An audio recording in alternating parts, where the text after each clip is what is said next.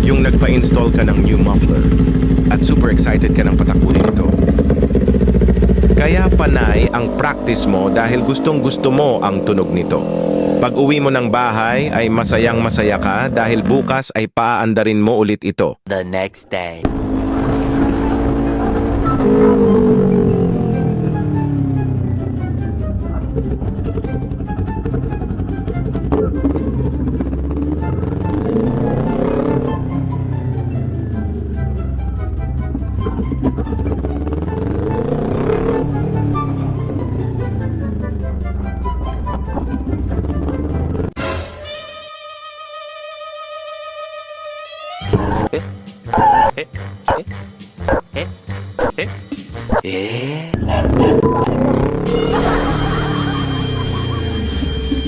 Napakaingay kasi ng tambutso mo, madam.